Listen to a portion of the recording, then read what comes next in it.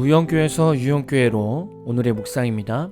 오늘은 로마서 16장 1절에서 2절 말씀을 묵상하겠습니다. 성경 말씀을 듣겠습니다.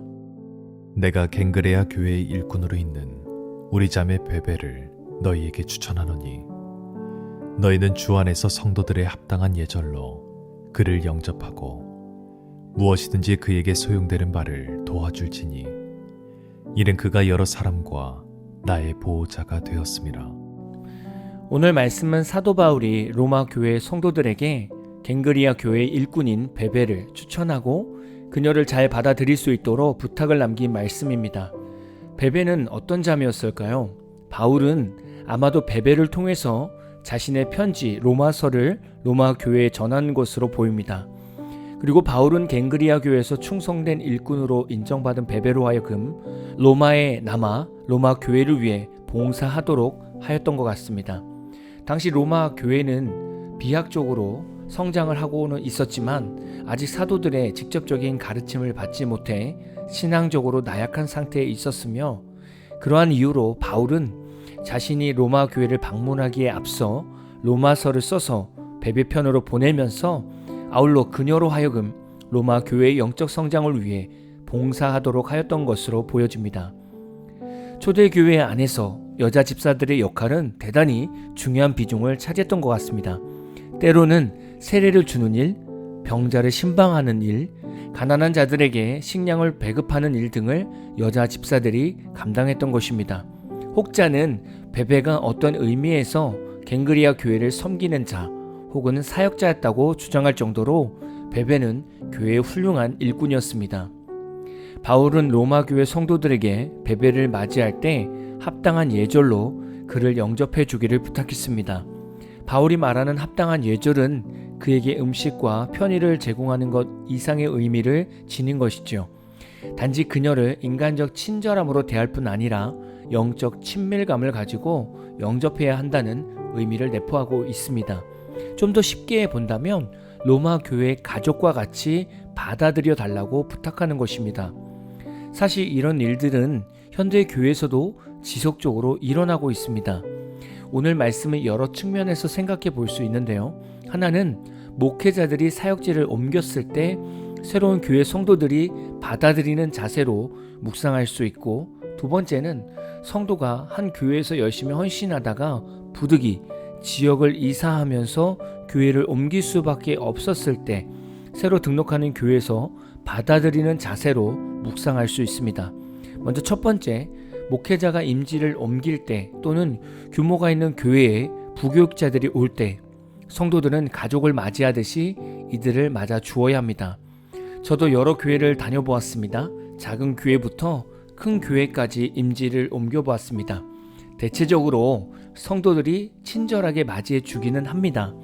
그러나 큰 교회로 갈수록 교회는 내 교구 목사, 내 부서 목사님께 집중하게 되는 것 같습니다.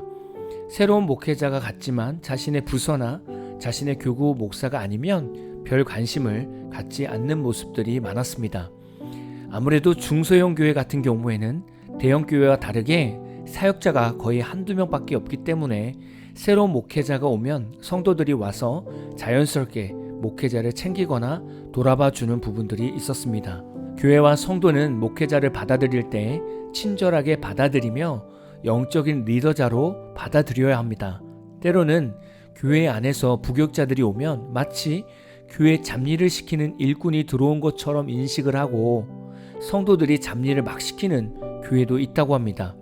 심지어는 목회자를 교회에서 사례를 주고 고용한 노예처럼 하대하는 교회도 있다고 합니다. 교회가 이렇게 흘러가면 하나님의 영적 권위에서 오는 은혜와 복은 점점 약해질 것입니다. 혹시 여러분의 교회에 주의 종들이 있으십니까? 그럼 부족한 목회자든 잘하는 목회자든 동일하게 신경 써주시고 친절하게 맞아주시는 성숙한 성도가 다 되시기를 소망합니다. 두 번째는 한 교회에서 열심히 일하던 성도가 부득이 직장이나 다른 일로 지역을 옮겨서 이사를 하면서 다른 교회로 등록을 할 때 그 교회 성도들이 취해야 할 태도에 대해 생각해 보아야 합니다. 교회는 많은 사람들이 등록하고 정착하고 떠나는 곳이기도 합니다. 혹시 여러분은 여러분이 태어날 때부터 다니던 교회를 떠나서 다른 교회를 가보신 적이 있으십니까? 일단 다른 교회로 옮기는 것 자체가 엄청난 스트레스를 받게 됩니다. 새로운 시스템이나 새로운 환경에 적응해야 하지만 혹시나 그 교회 핵심 인물들 중에서 시기 질투가 많은 성도가 있으면 새로 등록한 성도가 열심히 하려고 해도 본 교회 핵심 인물들 때문에 제대로 정착을 못하는 경우가 있습니다. 또한 기존 교회는 서로 끼리끼리 뭉치는 그룹들이 다 형성되어 있고 친분도 서로 두텁게 형성되어 있기 때문에 새롭게 등록한 일꾼들이 새 교회에 적응하고 정착하는 것은 너무나 힘든 일입니다. 그런데 우리는 예수 안에서 이런 부분을 다시 생각해야 합니다. 교회란 새로운 성도가 왔을 때 눈치를 보고 주눅 들고 소외당하고 외롭고 무시당하는 곳이 되어서는 안 됩니다. 이런 교회가 혹시 있다면 이런 것은 교회라고 말할 수 없죠.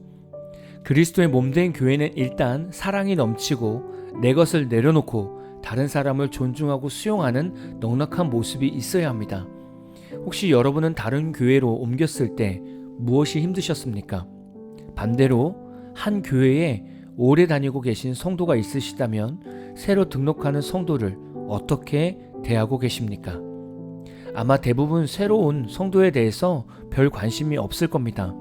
전도한 사람이 알아서 챙기겠지 라는 생각을 갖거나 자발적으로 등록한 성도를 보면 원래 신앙생활을 잘하는 성도니까 스스로 등록했겠지 라고 생각하며 무관심하게 새로운 성도를 맞이할 수 있습니다.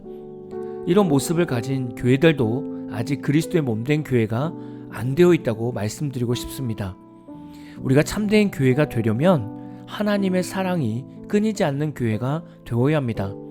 먼저 있는 성도가 새로운 성도를 먼저 품고 이해해주고 상대방을 더 세워주는 그런 교회가 되어야 합니다. 그래야 이 땅에 소망이 생깁니다. 오늘 말씀을 묵상하시면서 다른 사람 생각하지 말고 오늘 저와 여러분이 이렇게 타지 성도를 사랑으로 품고 세워주는 목회자와 성도가 되도록 노력해 봅시다. 오늘은 한 주를 시작하는 월요일입니다. 제가 기도하고 마무리하겠습니다. 하나님, 성도들 마음속에는 세상에서 상처받은 마음도 있지만 은혜 받아야 하는 교회 안에서 목회자와 성도들에게 상처받은 이들이 많습니다. 하나님, 이 땅의 모든 교회와 목회자와 성도들이 하나님의 사랑으로 서로 품고 이해하고 아껴주는 진정한 그리스도의 몸된 교회가 다 되게 하옵소서. 지금도 어딘가에서는 교회를 정하지 못해 방황하는 성도가 있을 것이고 교회를 정했지만 아직 정착을 못해서 힘들어하는 성도들도 있을 겁니다. 모든 교회 안에 하나님의 사랑이 넘쳐서 소외되거나 무시받는 성도가 한 명도 없도록 늘 함께하여 주옵소서. 한 주간의 모든 삶을 주님께 맡기며 예수님의 이름으로 기도합니다. 아멘. 오늘 마무리 찬양은 트리니티 워십의 하나님이 세우시는 예배자라는 찬양입니다. 찬양 후에는 잔잔한 연주곡이 있습니다.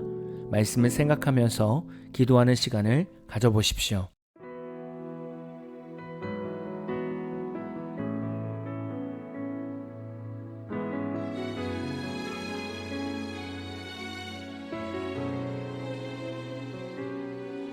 내가 선 이곳이 주를 예배하도록 나를 사용하소서. 내가 선 이곳이 주를 찬양하도록 주님 역사하소서. 함께 고백합시다. 내가 선 이곳이 주를 예배하도록 하나님이여 나를 사용하소서. 내가 선 이곳이 주를 찬양하도록 이 시간 이곳에 주님 역사하소서.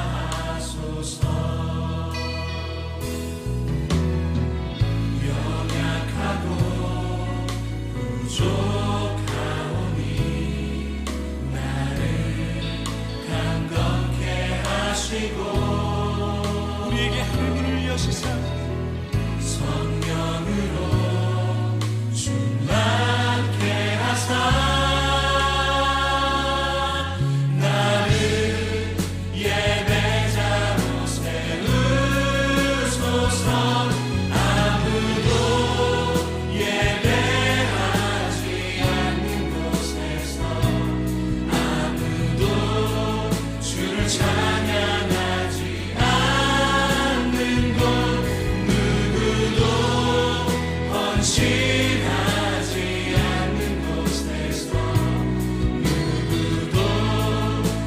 주를 증거하지 않는 아무도 예배하지 않는 곳에서 아무도 주를 찬양하지 않는 곳 누구도 헌신하지 않는 곳에서 누구도 주를 증거하지 않는 그곳에서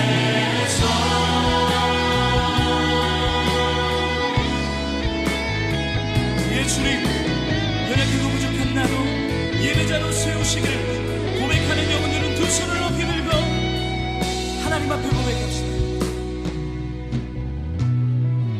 연약하고 부족하오니 나를 강건케 하시고 성령으로 충만케 하사 나를 예배자로 세우소서. 아무도 예배하지 않는 곳에서 아무도 주를 찬양하지 않는 곳 누구도 헌신하지 않는 곳에서 누구도 주를